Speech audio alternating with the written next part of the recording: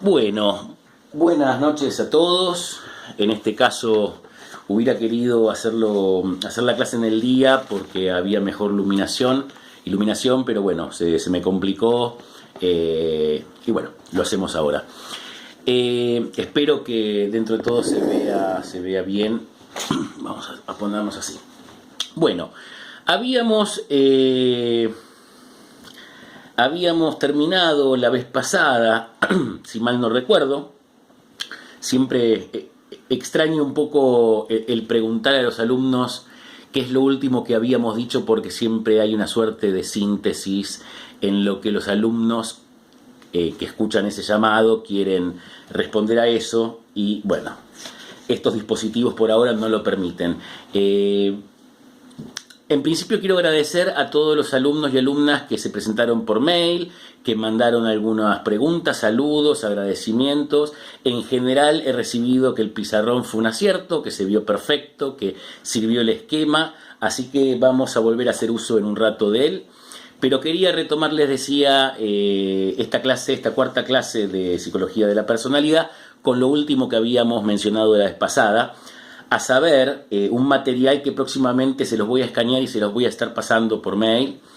Se llama Psicología de la Personalidad, el apunte. Y bueno, retomo entonces con esta definición que les comentaba del psicólogo Jean-Claude Fellou.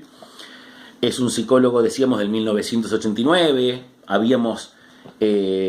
Nos habíamos situado en ese contexto. La definición entonces que decíamos la vez pasada es la siguiente: la personalidad es una configuración única que toma en el transcurso de la historia de un individuo el conjunto de los sistemas responsables de su conducta.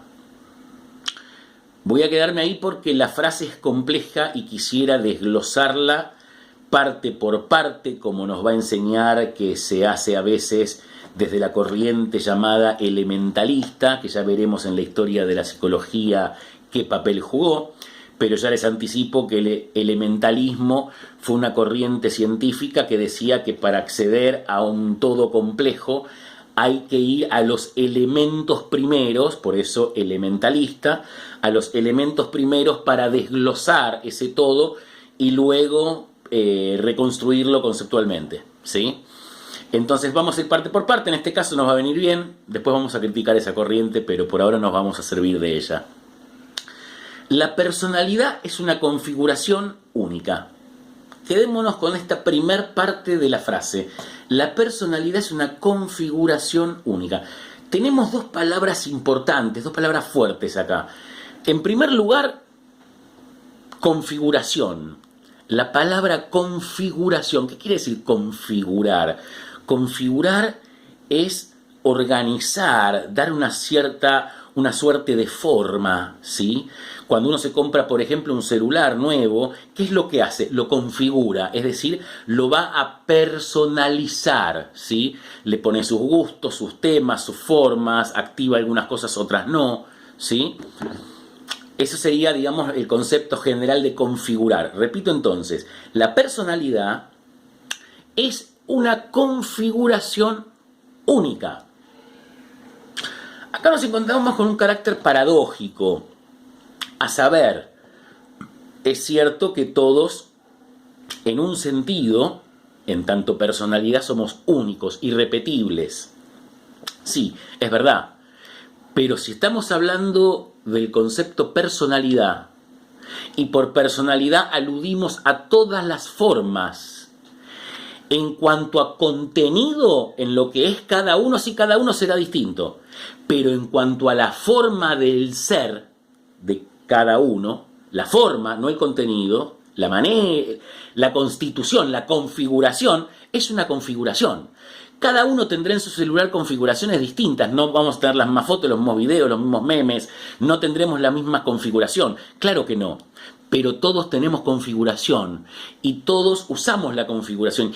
Y en cuanto a la configuración, todos nos asemejamos. ¿Me explico?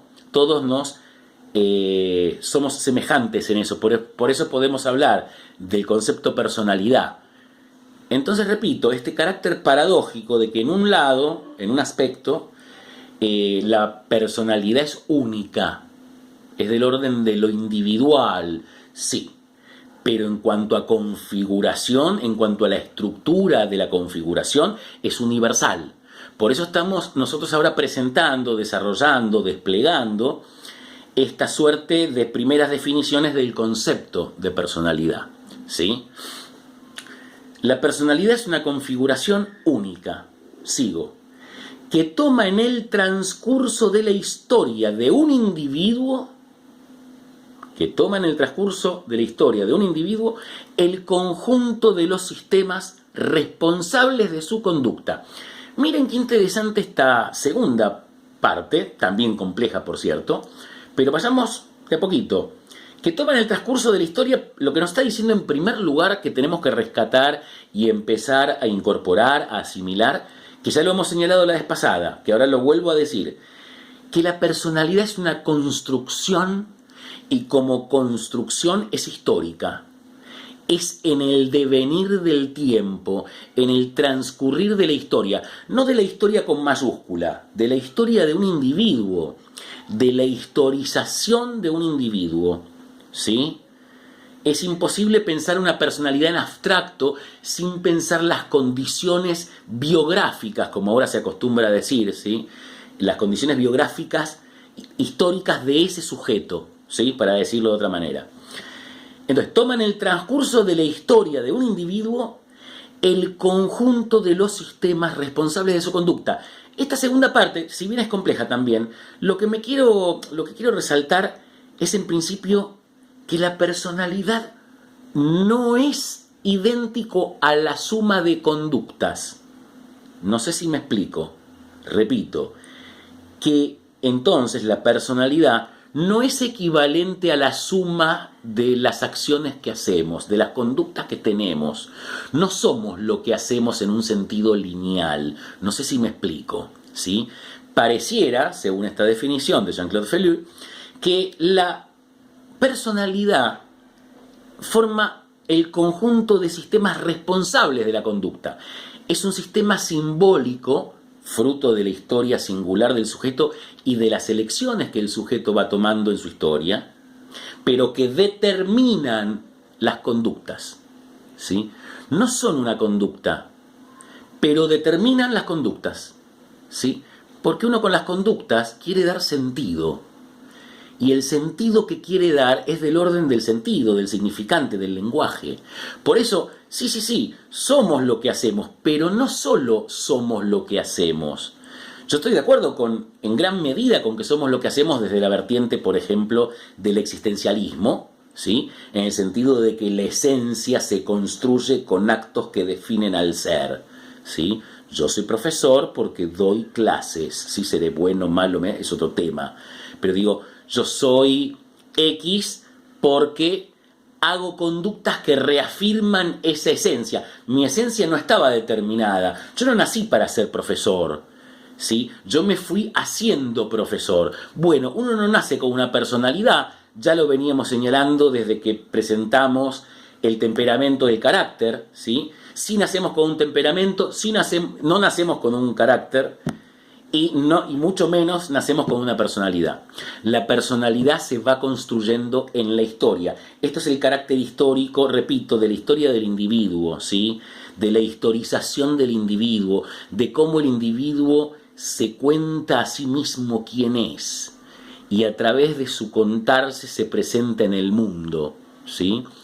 Una película muy bella que me viene ahora a la mente es El Gran Pez. No sé si algunos lo hayan escuchado. Es una película formidable en la que trabaja con esta idea existencialista de que somos a partir de lo que hacemos, pero también somos en la medida que nos contamos como somos, que nos historizamos, ¿sí? Repito, es un consejo lo de la película, no es obligatorio.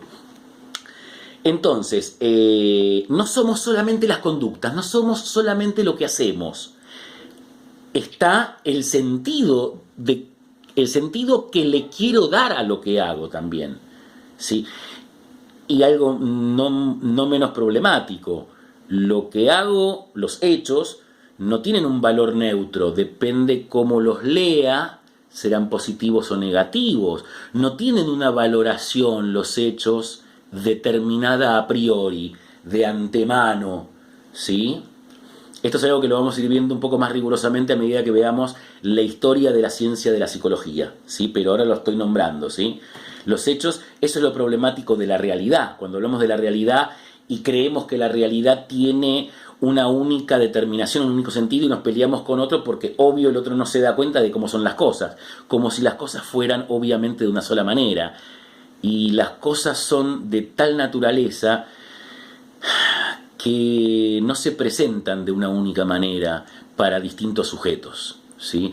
Uno tiene dos sujetos, dos personas, dos individuos, dos hermanos incluso gemelos, ¿sí?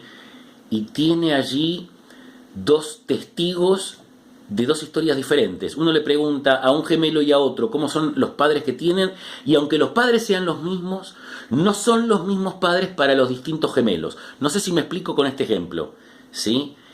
Cada individualidad, cada persona, cada personalidad historiza de manera singular, le da valor a los acontecimientos de manera única. Eso es lo que nos hace único en este configurarnos, ¿sí? No sé si me estoy yendo muy lejos o hasta acá voy bien y me siguen. Vayan avisándome y vayan haciéndome preguntas.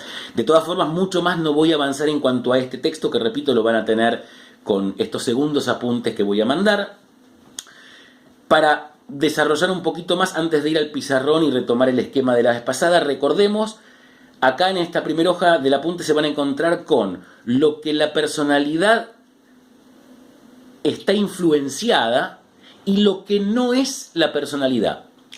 Cosas que son muy interesantes. Leo brevemente y pasamos al pizarrón. Las cosas que influyen en la personalidad, ¿sí? Aspectos volitivos, es decir, la voluntad, ¿sí? Los aspectos de la voluntad. Aspectos morfológicos, las formas que tenemos, ¿sí? Seamos flacos, seamos gordos, seamos altos, seamos bajos, ¿sí? Aspectos fisiológicos, cómo funcionan los distintos organismos, los distintos sistemas, ¿sí? De secreciones de líquidos del organismo, ¿sí? Para decirlo a grosso modo. Aspectos cognitivos, las formas de conocimiento, cómo conocemos las cosas, ¿sí? Qué facilidades y dificultades tenemos. Aspectos afectivos, aspectos impulsivos, sexo, es decir, género, y edad, ¿sí? Entonces tenemos acá unos 8 aspectos que influyen a la personalidad. No son la personalidad, la influyen, ¿sí? Y acá paso a nombrar unas 5 más que no son la personalidad. Y repito lo que dije la vez pasada, es interesante saber cuando uno está queriendo acercarse a un concepto, aunque uno no vaya a tener de entrada lo que el concepto es, porque hay que construirlo, tener lo que no es muy valioso. Tener lo que algo no es me acerca a lo que es. No sé si me explico. Y paso a los puntos. La personalidad no es la influencia ejercida por un individuo sobre otro, de ningún tipo. La personalidad no es la apariencia de la que se reviste una persona.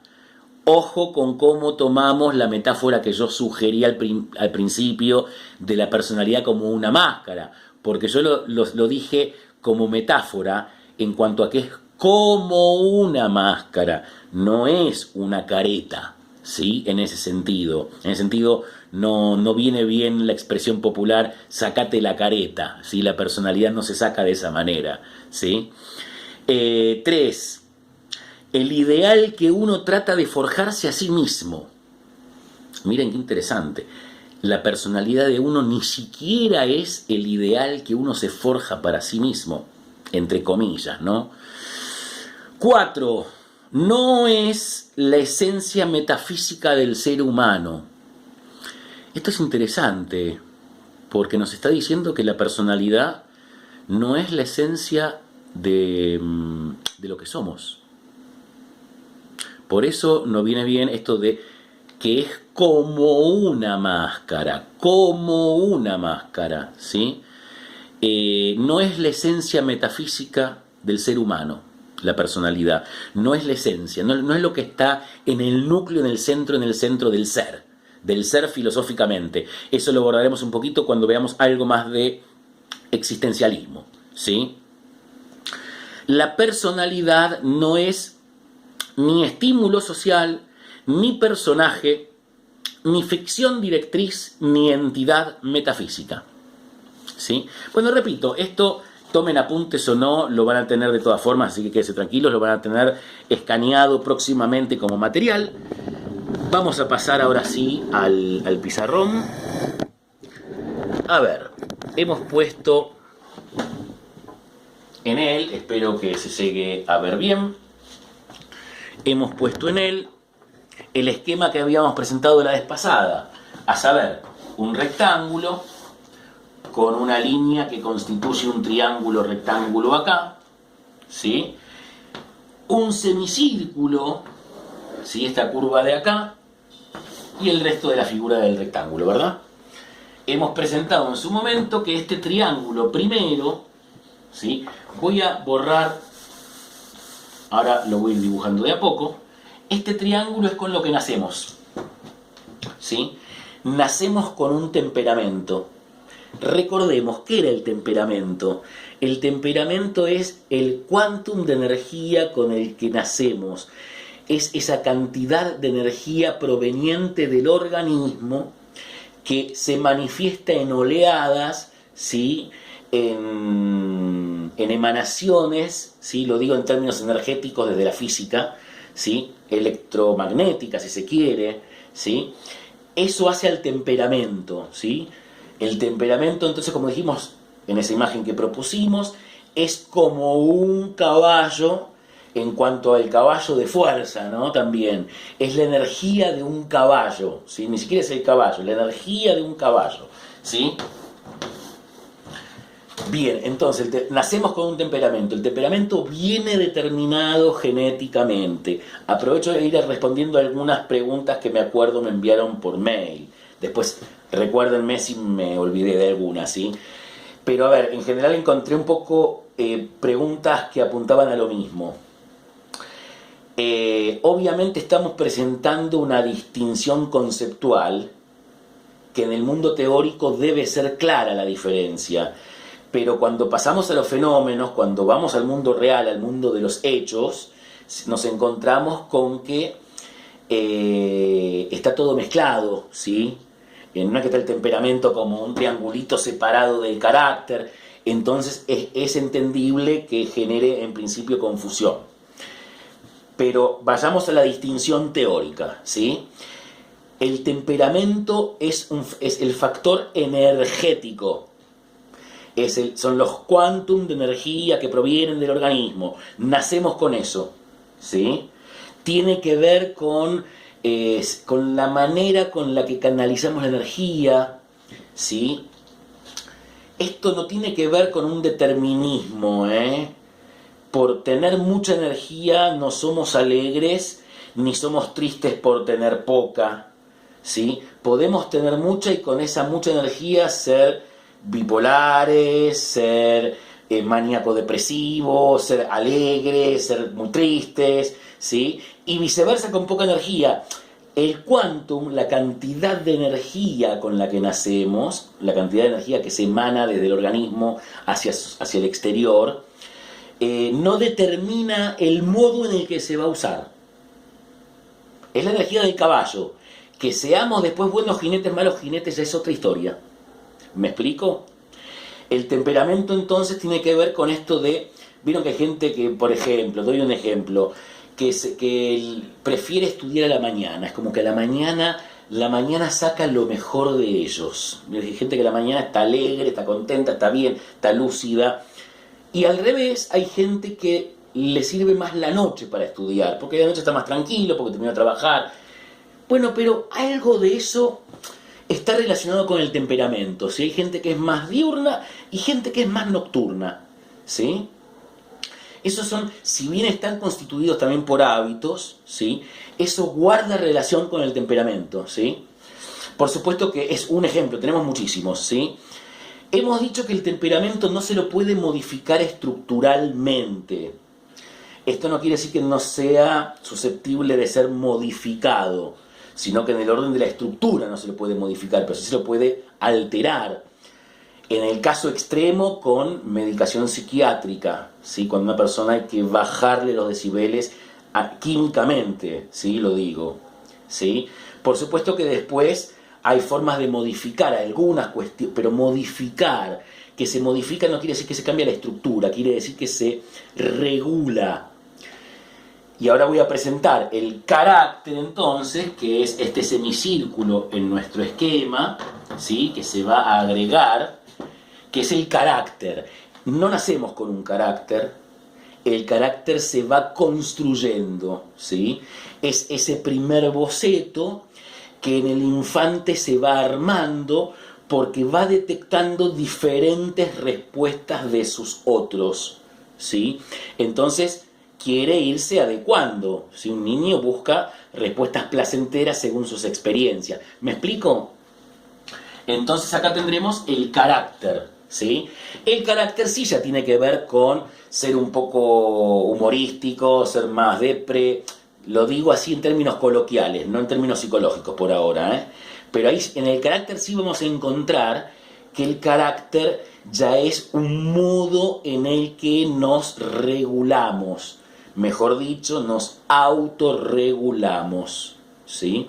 Es decir, ya no es lo que me viene, sino es cómo lo dosifico. También les había, creo, comentado la imagen de, podemos pensar el temperamento como una cañería y una pulsión de agua que sale, ¿sí? Una fuerza de agua que sale por la tubería. El carácter como el grifo, ¿sí? En el sentido de que le agrega el factor regulador, regula. Yo puedo tener baja presión de agua o alta presión de agua, pero después con la canilla puedo hacer otros procedimientos y aunque tenga baja presión puedo poner una manguera, por ejemplo, y hacer que salga un chorro más fuerte, por ejemplo, ¿sí? No sé si es válido el ejemplo aunque sea a modo didáctico, ¿sí? Pero entonces acá tenemos el carácter y tenemos luego la identidad, ¿sí? La identidad habíamos dicho que se relaciona con la imagen que tenemos de nosotros mismos. Por eso tiene que ver con el narcisismo, ¿sí? Tiene que ver con la imagen que tenemos de nosotros mismos, con cómo nos reconocemos, ¿sí? ¿Por qué? Porque hay claramente cuestiones temperamentales y cuestiones de carácter que perfectamente ignoramos, ¿sí? Yo sé que tengo un temperamento, pero cuando lo tengo, no soy consciente que lo tengo, ¿sí? Es decir, tengo cuestiones temperamentales, como cualquiera, y cualquiera tendrá cuestiones también de carácter que ignora, ¿sí? Porque la identidad, que es esta figura que se ha formado desde el semicírculo para acá, toda esta parte, ¿sí? Es lo que reconocemos en nosotros, pero estas partes no están reconocidas. No somos exactamente como la imagen que tenemos de nosotros mismos. Tener una imagen de nosotros mismos nos ayuda, por supuesto, nos ayuda a presentarnos en el mundo, a tener una forma de ser, a corregirla, a calibrarla, en fin, a tener relaciones con los otros y con el mundo. Pero la imagen que tenemos de nosotros no alcanza a la totalidad de lo que somos nosotros, ¿sí? En nosotros, como dice algún poeta y algún cantante, habitan multitudes, ¿sí? Una de las frases de Carl Rogers que siempre recuerdo y rescato de Carl Rogers, que no rescato mucho, pero de las cosas que rescato, es un ser humano es demasiado para un ser humano, ¿sí? En esta entonces acá tenemos la identidad y todo esto es la personalidad. Todo esto es la personalidad, todo este esquema, ¿sí?